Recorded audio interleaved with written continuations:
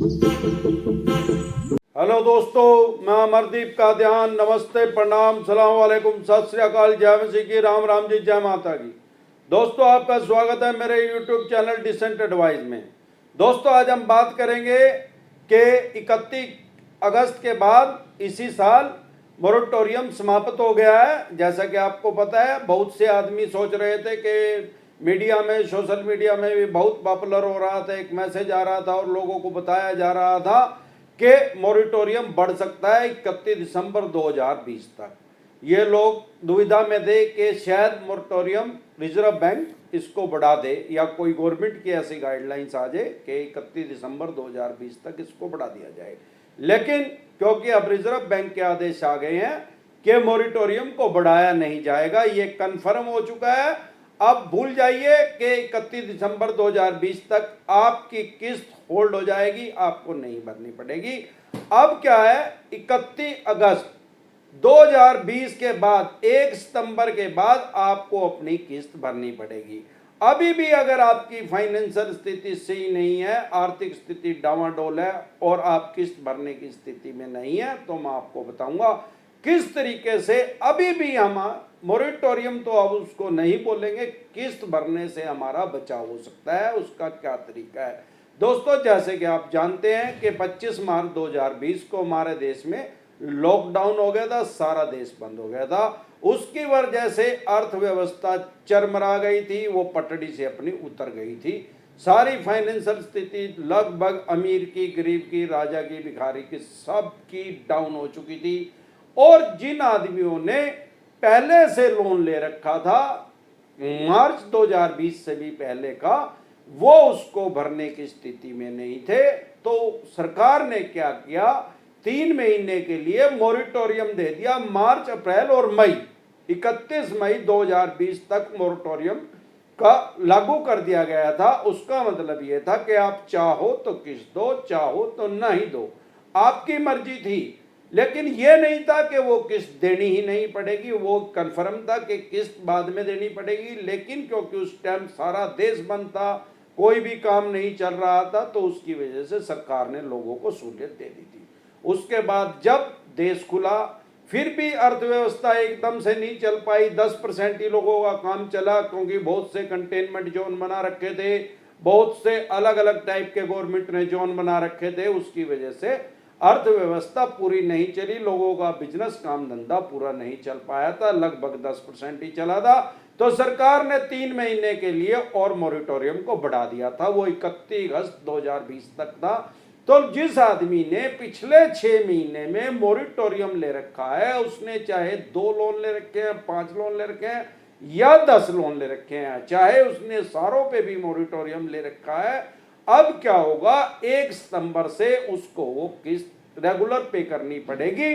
अभी क्या हो गया है, लगभग सभी के पास बैंकों के या एनबीएफसी, जहां से किसी भी आदमी ने कोई भी लोन लिया है, चाहे उसने 10,000 रुपए का लोन ले रखा है फोन के लिए, चाहे 1 लाख का, 10 लाख का या 10 करोड़ का, कितने का भी छोटा या बड़े अमाउंट का जो लोन ले रखा है, उस लोन के रिगार्डिंग लोगों के पास मैसेज, ईमेल आने शुरू हो चुके हैं बैंकों के और एनबीएफसी कंपनी के कि अब आप अपने अकाउंट में जो आपने ईसीएस लगवाया हुआ है, जिस भी बैंक का आपने ईसीएस लगवाया हुआ है अपने लोन के लिए, अब आप उसमें अपना जो सफिशिएंट बैलेंस है वो मेंटेन रखें ताकि आपकी किस्त कट जाए।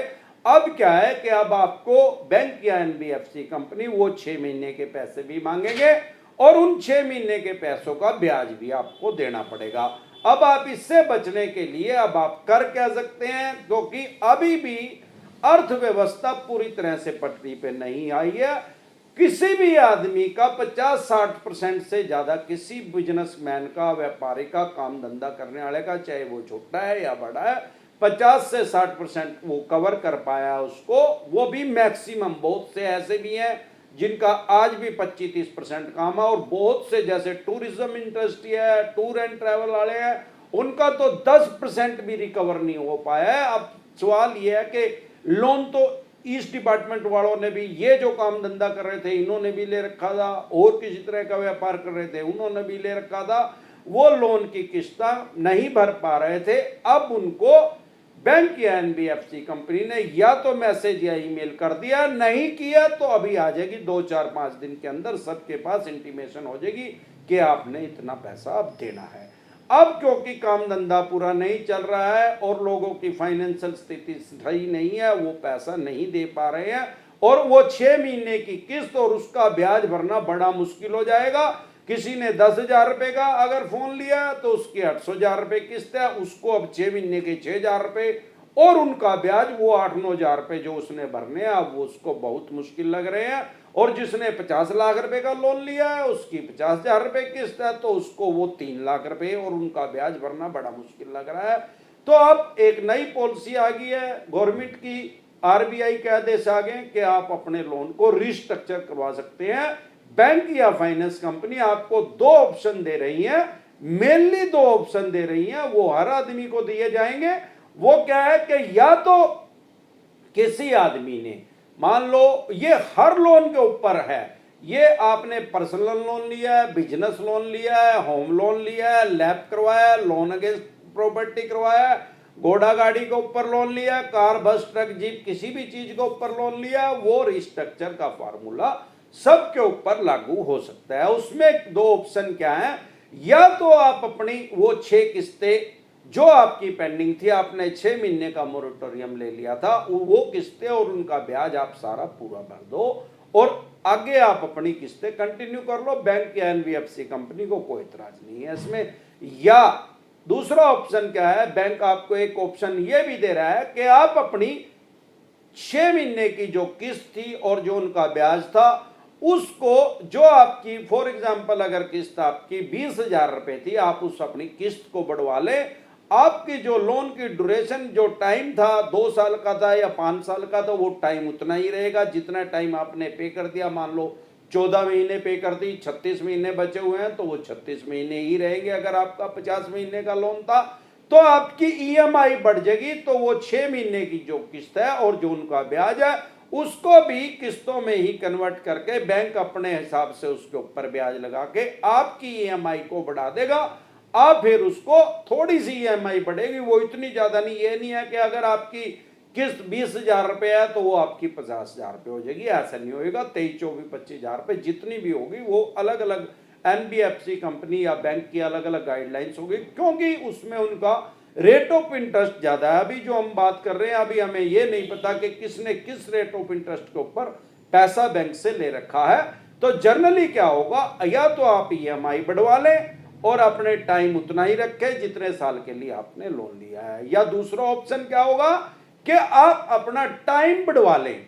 मतलब आपने अगर 5 साल का लोन लिया तो आप उसको 6 साल के लिए करवा ले, 6.5 के लिए करवा ले, मैक्सिमम 2 साल के लिए आप उसको बढ़ा सकते हैं। आप चाहो तो उसे 7 साल के लिए करवा सकते हैं। उससे क्या होगा, आपकी ईएमआई कम हो जाएगी। आप बैंक को एक लेटर दे सकते हैं, एक एप्लीकेशन दे सकते हैं कि भैया मुझे ये चाहिए, मुझे मेरी, मैं अब उतनी किस्त नहीं भर पा रहा हूं, मुझे मेरी किस्त कम कर दी जाए। या ये जो हम बैंक को एप्लीकेशन देंगे, ये एलिजिबल इसके लिए कौन होगा, वो होगा जो आदमी मार्च तक अपनी किस्तें कंटिन्यू कर रहा था कोरोना आने से पहले। जब हमारे देश में कोरोना का नहीं आया था, लॉकडाउन नहीं होता, सामान्य स्थिति थी, अगर वो आदमी, कोई भी आदमी जिसने उससे पहले लोन लिया था, कोरोना से पहले 2 महीने पहले या 2 साल पहले, अगर वो किस्त कंटिन्यू दे रहा था, रेगुलर वो अपनी किस्त पे कर रहा था, वो इन दोनों स्कीमों के लिए एलिजिबल होगा। बैंक चाहे, ये कंडीशन नहीं है। मोरेटोरियम में तो क्या हुआ था कि सरकार के आदेश आ गए थे कि भाई कोई भी आदमी चाहे तो अपनी किस्त दे, चाहे तो नहीं दे। उसमें क्या हुआ, लगभग 50% आदमियों ने, एक एवरेज है सारे देश की, किसी बैंक के 30% आदमियों ने पैसे नहीं दिए, किसी के 40% नहीं दिए, इवन 70% तक भी कुछ बैंक ऐसे हैं उनके कस्टमर ने 70% ने भी मोरेटोरियम ले लिया। लेकिन अगर उसकी एक एवरेज निकाल ले, 50 से 55% आदमियों ने मोरेटोरियम ले लिया था पहले 3 महीने में, तो उन्होंने उसकी बैंक की, एनबीएफसी कंपनी की किस्त नहीं दी थी। और उसमें क्या हुआ था, जो दे सकते थे उस टाइम, जो गवर्नमेंट एम्प्लॉइज थे, उनकी तो सैलरी में कोई फर्क नहीं पड़ा था। वो दे भी सकते थे, बहुत से आदमियों ने दे भी सकते थे, लेकिन उन्होंने उस चीज का फायदा उठा लिया था। अब लेकिन वो आदमी इस चीज का फायदा नहीं उठा सकते। वो अपना लोन रिस्ट्रक्चर करवाने के लिए अगर उसने उस टाइम ले लिया था तो अब उस टाइम तो ये था, अगर हमने मोरिटोरियम की एप्लीकेशन दे दी तो बैंक या एनबीएफसी कंपनी हमें इजिली वो दे देता था। अब हम रिस्ट्रक्चर की जब एप्लीकेशन देंगे, अब कोई बैंक के ऊपर कोई गाइडलाइंस नहीं है कि वो उस लोन को रिस्ट्रक्चर करेगी। सबसे पहली कंडीशन तो बैंक ये देखेगा कि आप मार्च तक उसकी पेमेंट पूरी किस्तें ईएमआई आपकी पूरी टाइम से जा रही थी। अगर जा भी रही थी फिर भी कोई कंडीशन नहीं है, कोई ऐसा उसके ऊपर फोर्स नहीं है, बैंक या एनबीएफसी कंपनी कोई ऐसा दबाव में नहीं है, कोई ऐसे सरकार के आदेश नहीं है कि आपके लोन को रिस्ट्रक्चर किया ही जाएगा। वो डिपेंड करता है कि आप अपनी फाइनेंशियल स्थिति बैंक को अच्छे से आप एक्सप्लेन कर पा रहे हैं तो हो सकता है बैंक उसको कर ले। लेकिन बैंक भी क्या करता है, देखो जो आज की डेट में अगर ऑल ओवर बैंक की बात की जाए सारे देश के, तो 14% जो खाते हैं जो लोन 14% लोन जो है वो एनपीए। 14% का मतलब अगर बैंक ने सारे देश के बैंकों ने 1 लाख रुपए उधारा दिया है पर्सनल लोन में, बिजनेस लोन में, होम लोन में, लैब में, किसी भी तरीके से, तो 14% बैंक का पैसा नहीं आ रहा है, वो एनपीए में चला गया, नॉन प्रॉफिट एसेट।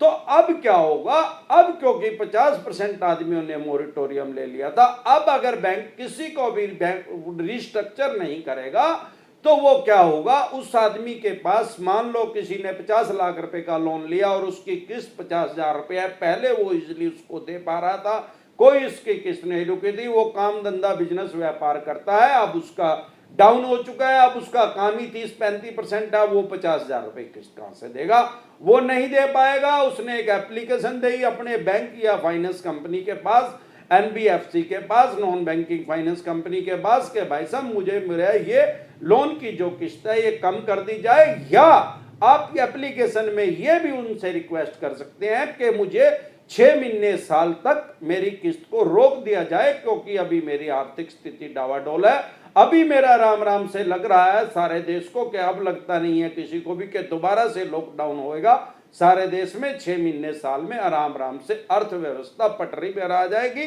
और वो आदमी ये बोल रहा है कि मेरा काम चल जाएगा और फिर मैं आपकी इतनी किस्त भी दे सकता हूं जितनी 50,000 रुपए मैं दे सकता था, दे रहा था पहले। उसमें बैंक उस आदमी को 2 साल तक की भी छूट कर सकता है। बैंक चाहे तो उसकी 2 साल के लिए उसकी किस्त नहीं लेगा, बाद में किस्त ले लेगा और उसका ब्याज भी बाद में वो ले लेगा। वो डिपेंड करेगा बैंक के विवेक के ऊपर, और एनबीएफसी कंपनी ने खुद से देखना है, खुद से समझना है कि किस आदमी को वो ये देगा, किस आदमी को नहीं देगा। वो कंडीशन नहीं है कि वो 3 महीने के लिए उसकी किस्त की छूट करे, 6 महीने के लिए, साल के लिए, मैक्सिमम वो 2 साल के लिए उस लोन को रिस्ट्रक्चर कर सकता है।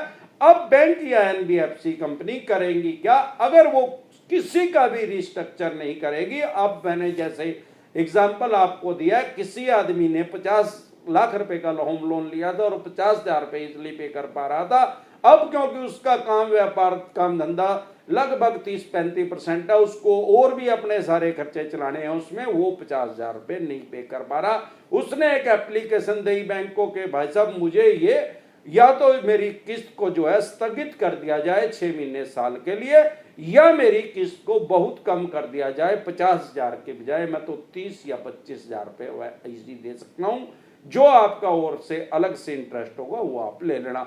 और बैंक उसको ना करेगा या एनबीएफसी कंपनी उस आदमी को ना करेगी या सभी आदमियों को ना करेगी, तो वो होगा क्या, उसके पास तो पैसा है नहीं, तो फिर वही कोर्ट कचहरी, तो बैंक का पैसा क्या होगा, बैंक का पैसा फंस जाएगा। इससे क्या होगा, 14% तो अभी एनपीए नॉन प्रॉफिट एसेट, मतलब 14% पैसा बैंक ने जो उधारा दे रखा है उससे कोई प्रॉफिट बैंक को नहीं हो रहा है, उसका कोई ब्याज नहीं आ रहा, वो पैसा बाजार में रुका हुआ है, वो आदमी पैसा उसका दे नहीं रहे हैं।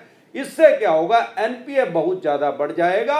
अगर बैंक की भी और फाइनेंस कंपनी की भी ये कहीं ना कहीं ये समझ है कि मैं अगर किसी को भी नहीं दूंगी, मैं ये रिस्ट्रक्चर नहीं करूंगा बैंक, तो बैंक का एनपीए बहुत ज्यादा बढ़ जाएगा। उससे क्या होगा, जिसने वो 50 लाख रुपए देना था अब उसके पास है ही नहीं, तो वो क्या करेगा भाई, कोर्ट कचहरी में चला जा, वो पैसा वो देगा नहीं, एनपीए बढ़ जाएगा। एनपीए जैसे ही बढ़ेगा तो बैंक के पास, बैंक को भी बाजार से पैसा उठाना पड़ता है, बैंक की मार्केट खराब होगी, बैंक की साख खराब हो जाएगी, बैंक बाजार से इजीली पैसा नहीं उठा पाएगा। लोग देखते हैं बैंक में पैसा लगाने से पहले कि इसका एनपीए कितना है, तो बैंक भी अपना एनपीए नहीं बढ़ाना चाहेगा, वो भी दिमाग से काम लेगा और वो आपको 90% चांस है कि अगर आपने मार्च तक अपनी किस्तें पूरी किया तो आपको रिस्ट्रक्चर मिलेगा ही मिलेगा, और आपको लोन की जो ईएमआई है उसमें भी आपको बैंक छूट दे सकता है, बशर्ते कि आप अपने आप की फाइनेंशियल स्थिति जो है अच्छे से वो एक्सप्लेन कर पाए बाय रिकॉर्ड। आप अपना बैंक स्टेटमेंट बैंक को दिखाएं, पहली दिखाएं और बाद की दिखाएं। अगर आपने सेम बैंक से लिया जहां पे आपका अकाउंट है फिर तो वो बेहद आसान है, वो बैंक उसमें ही देख लेगा जब आप बैंक से मिलेंगे, बैंक के किसी ऑफिसर से मिलेंगे। नहीं तो आप अपनी, अगर आपने किसी और बैंक या एनबीएफसी कंपनी से लिया तो आप अपने बैंक की स्टेटमेंट निकालिए पिछले 1 साल की, आप दिखाइए कि भाई साहब 1 मार्च से पहले मेरा इतना काम था, 25 मार्च को देश बंद हुआ है, इससे पहले मेरा इतना काम था और अब मेरा देखो इतना काम है। तो बैंक या एनबीएफसी कंपनी को समझ आ जाएगी, 90% चांस है कि आपको रिस्ट्रक्चर मिल जाएगा और आपको लोन की ईएमआई में भी छूट मिल सकती है। तो आज के लिए बस इतना ही, कल फिर मिलते हैं एक नए टॉपिक के साथ। तब तक के लिए आप मेरे चैनल पर अपना प्यार और आशीर्वाद बनाए रखें।